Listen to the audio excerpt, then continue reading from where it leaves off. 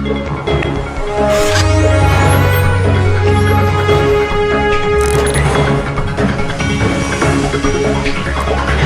नजरें, सच्ची खबरें। किसी भी टू व्हीलर या फोर व्हीलर खरीदने वाला खरीदार यही सोचकर वाहन खरीदता है कि किस वाहन को खरीदने के बाद उसे ज़्यादा बचत हो सकती है, और ऐसे समय में खरीदार का रुझान किसी डीजल वाले वाहन को खरीदने के बारे इसलिए ज़्यादा रहता है क्योंकि डीजल की कीमत पेट्रोल से कम होती है। लेकिन पिछले लंबे समय से जिस तरह दिनों दिन डीजल की कीमत भी पेट्रोल के बराबर तक पहुंची जा रही है, उन बढ़ती कीमतों के कारण हाहाकार तो मचा ही हुआ है।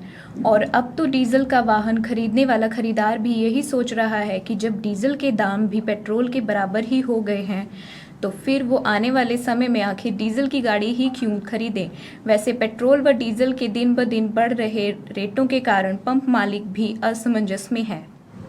मतलब अभी पेट्रोल के और डीजल के दाम बढ़ाए हैं सरकार ने एकदम से इतने, तो इस पे आप क्या कहना चाहते हैं?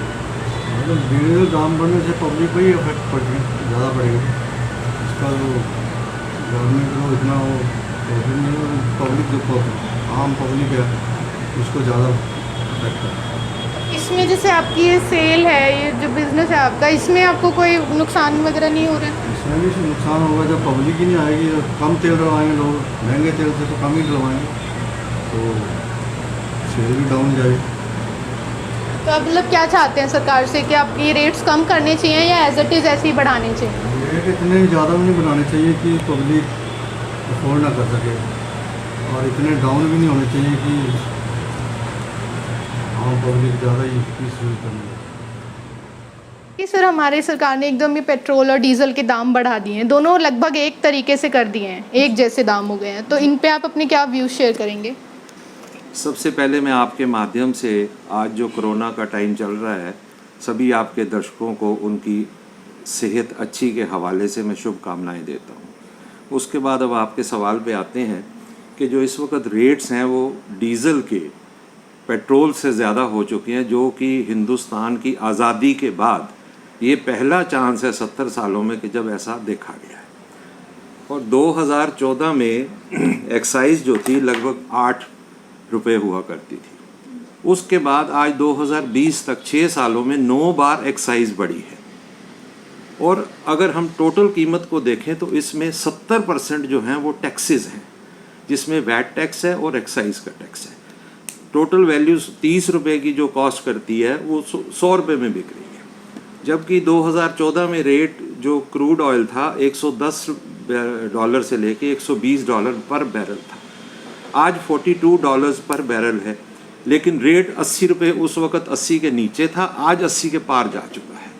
ये सरकार की क्या नीति है, क्या लोगों के लिए, आम जन के लिए ये नीति बनाई है उन्होंने कि जिसमें उनको इतना नुकसान और ये देना पड़ रहा है। तो मतलब जैसे आपका ये बिज़नेस है, इसमें आपको भी काफ़ी घाटा हुआ हो रहा होगा? रेट्स बढ़ने के बाद जो है डे बाई डे जो है, वैसे ही कोरोना में जो हमारा बिज़नेस है वो लगभग 30 से 35% रह गया है। लेकिन जब रेट्स बढ़ते हैं तो लोग बाग एक बार सबके जेब पे डाका डालने वाली बात होती है, और उससे जो बिज़नेस है वो 5 से 10% और कम हो जाता है। तो मैं तो सरकार से यही गुजारिश करूँगा कि ठीक है, कोरोना काल में पैसा भी चाहिए, सब कुछ चाहिए, लेकिन इतना होना चाहिए कि जिससे आम जन के ऊपर ये प्रभावित ना हो। जैसे ये पेट्रोल के दाम बढ़ रहे हैं कि पेट्रोल 77 हो रहा है, डीजल 71 हो रहा है, दोनों इक्वल पे हो गया है, कोई फ़र्क नहीं रहा है, इस पर आप क्या रखते हैं? नहीं है तो महंगाई आजकल लॉकडाउन में वैसे ही रेट का कम दाम तो है नहीं, उस पर पेट्रोल का महंगा हो रहा है हिसाब किताब, तो गलत तो है ही है। नहीं, जैसे आप सरकार से कुछ कहना चाहें कि पेट्रोल का रेट कम करें या डीजल वो का? तो कम तो होना ही चाहिए, लॉकडाउन में लोगों के पास काम है नहीं, उस हिसाब से कम तो होना ही चाहिए। व्यूज़ यही है कि पब्लिक के पास तो कोई ऑप्शन है ही नहीं, बढ़ेंगे तब भी पे करना है, नहीं बढ़ेंगे तब भी पे करना है। तो मतलब आप कुछ सरकार से मैसेज दें कि उन्हें अपील करें कि एटलीस्ट रेट्स तो कम होने चाहिए। यदि पब्लिक की अपील से सरकार चलने लगी तो क्या होना था, फिर रेट ही नहीं बढ़ने थे। पब्लिक के पास ऑप्शन ही नहीं है। मैम मैं ये कहना चाहता हूँ कि पेट्रोल और डीजल के दाम, एक तो इस टाइम के अंदर आदमी के पास वैसे ही पैसा नहीं है, दूसरे ये महंगाई और मार पड़ गई, अब आदमी का बिना गाड़ी के तो काम चल नहीं सकता, उसे तो डलवाने ही पड़ेगा।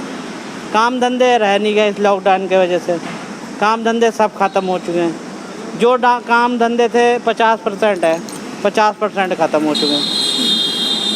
ये तो आम आदमी के ऊपर गरीब मार हो रही है।